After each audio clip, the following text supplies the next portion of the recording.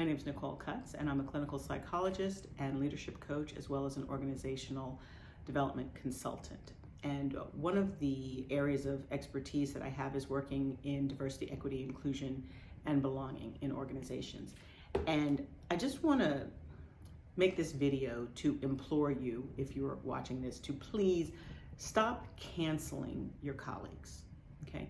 One of the things that I train people around is microaggressions, how not to commit them, but also what to do if you are a victim of a microaggression, okay? So I'm talking to people today who have been victims, can be victims of microaggressions, and that could be anyone. Any layer of your identity could make you a victim of a microaggression. What's a microaggression?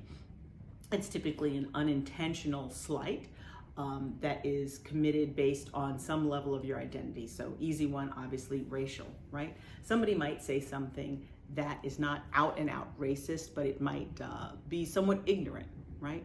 And it could be offensive to me. I could be triggered by that. Okay, that would be a microaggression. Okay, so it's not an aggression. It's small, but doesn't mean that it's not damaging. Okay, and this is not a video in support of committing microaggressions. But the reality is that anybody can do it. They can make a mistake. With one person, it might be perceived as a microaggression. Another person might not have a problem. Okay, so anybody can be a victim of a microaggression, and anyone can commit a microaggression. But what I'm going to implore you to do is, if you are triggered, if you are a victim of a microaggression, yes, it's difficult, but don't cancel your colleagues, okay? I would implore you to have a discussion. I would implore you to not close down and not shut the other person down, okay?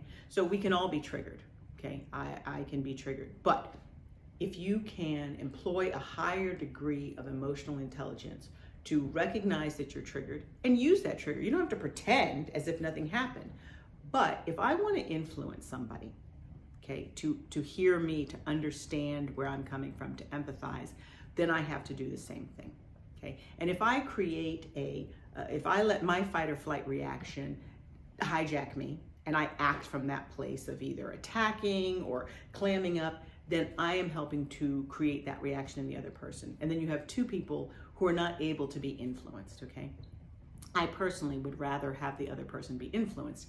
So in order to do that, I don't want to engage their fight or flight, okay? That's what happens. If I clam up, they're gonna clam up, right? Or if I accuse them of something or blame them or refuse to listen to them when they're trying to engage in a dialogue, that's what I'm gonna do. And that's not what I wanna do, because I want to influence that person to understand and to empathize with where I'm coming from, okay? But in order to do that, I have to do the same thing.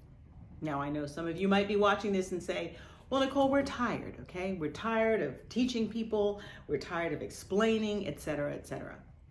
Look, I'm tired too, okay? We're all tired, but we're in this together, okay? So I know it's hard. I completely get that it's hard. I have to do it as well.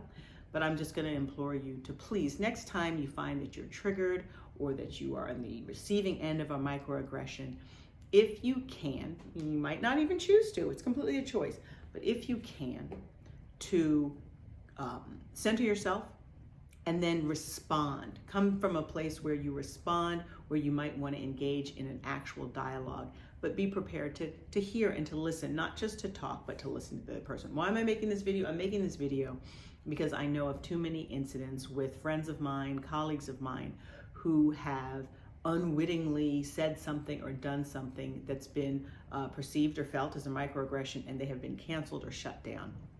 And frankly, that really doesn't help anyone.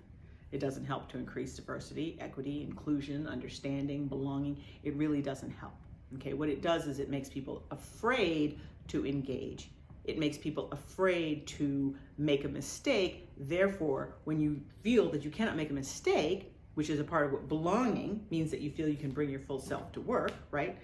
When you are afraid to engage and have a conversation, then you just stay shut down, okay? You're not really bringing your full self, and you're also not contributing to any understanding. You're not contributing to the advancement of whatever it is you're trying to do as a team, okay?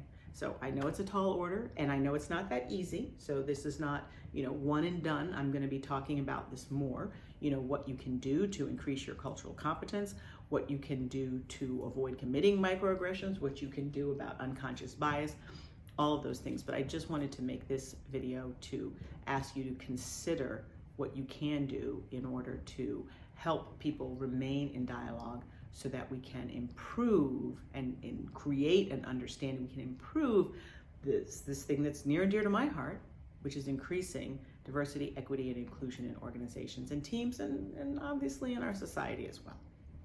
So thanks for listening. If you like what you heard, please share this message, please like the video, please subscribe to my channel, all that good social media stuff, and please leave comments as long as they're respectful. Otherwise, I will have to cancel you.